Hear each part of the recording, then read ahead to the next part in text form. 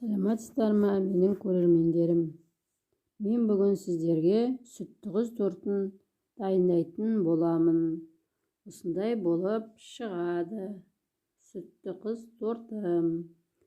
Молочная девочка деген. Оған керекті затымыз сгущенкамен салып аламыз, әбден араластырамыз осыны. Осыған 2 жұмыртқамызды салып араластырамыз тағы да.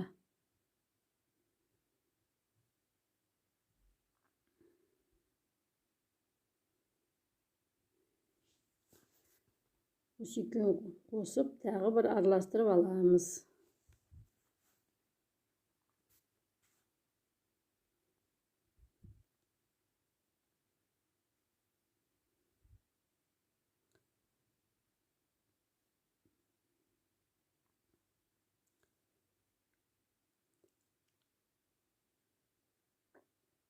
Енді осыған електен өтілген ұнымызды саламыз. Електің көмегімен осылай елеп саламыз.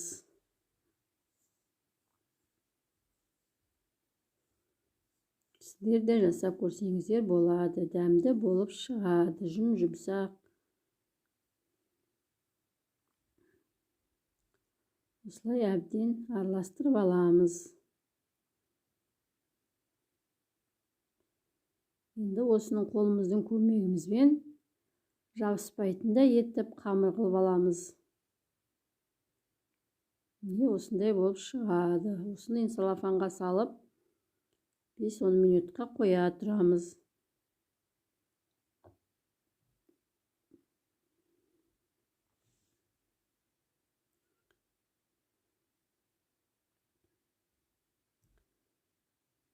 Енді осымызды алып, өзімізге қажетті бөлшектерге бөліп аламыз. Мынау менің дайын тұрған тестом.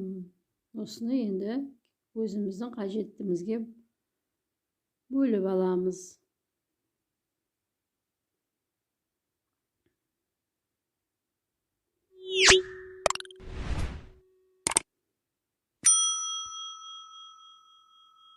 Бұны енді дөңгелетіп шарик жасаймыз. Осындай болып шығады. Қолға жабыспайтындай жұмсақ қамыр илейміз.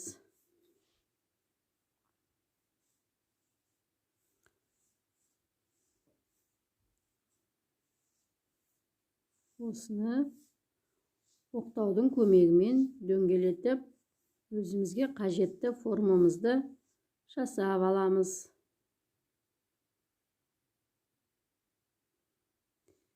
Миксерсіз, сливкасыз торт.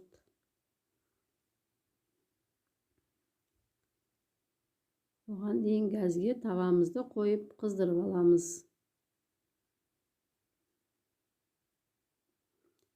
Газдың бетіне табаға пісіремін.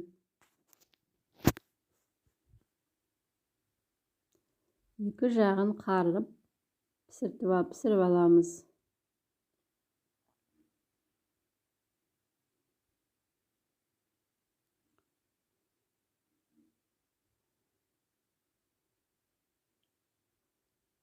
Айналасын кесіп аламыз тәлкінің көмегімен.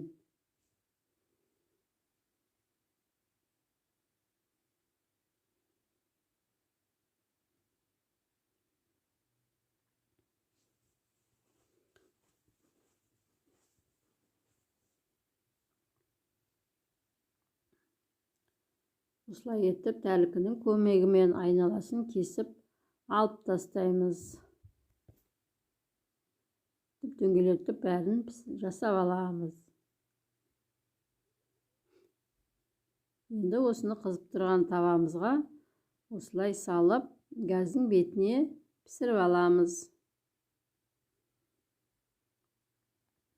Газдың бетіне пісіріп атырым.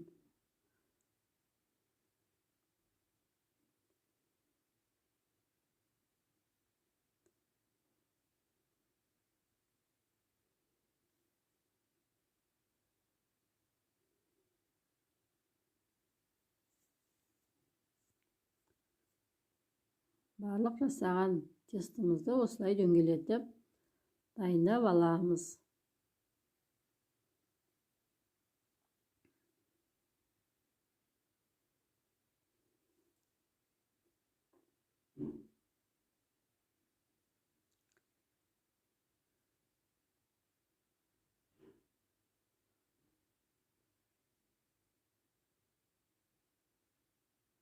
Мынадай осындай етіп екі жағын өстіп пісіріп аламыз. Пісіріп алған торттарым.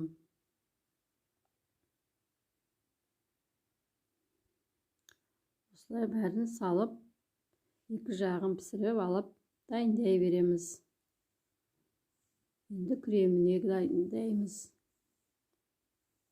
Мен креміме консервідегі сгущенка, оған бір кесе сұйық қаймақ қостым.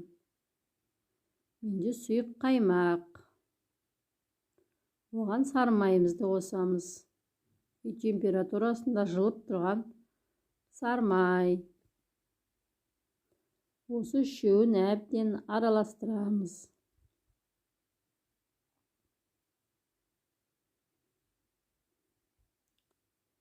Сұйық қаймақ шығады. Крем. Менде қаймағым сұп-сұйық болғасын, осындай болып тұр. Енді осыны жасап аламыз. Бәрін бір-бірлеп жабыстырып құйып, мына дайын болып жатқан тортым. Осылай бәрін жинап салып аламыз. Мен бетіне батончик кәмпитін үгітіп салдым.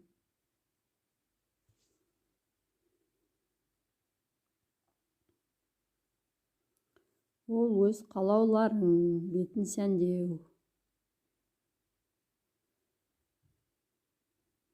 Дайын болған тортым. Енді осының арасын қараймыз. Міне осындай болып сүтті қыз торты шығады, жұмсақ үлбіреген. Сіздерде жасап көрсеңіздер болады. Сливкасыз, миксерсіз жасалған тортым. Менің каналыма тіркеліп, лайк басып, достарыңызбен бөлісуді ұмытпаңыздар.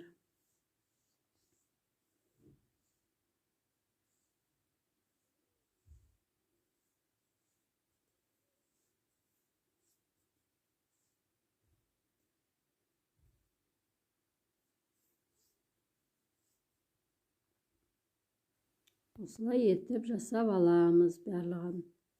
Сіздер де жасап көріңіздер.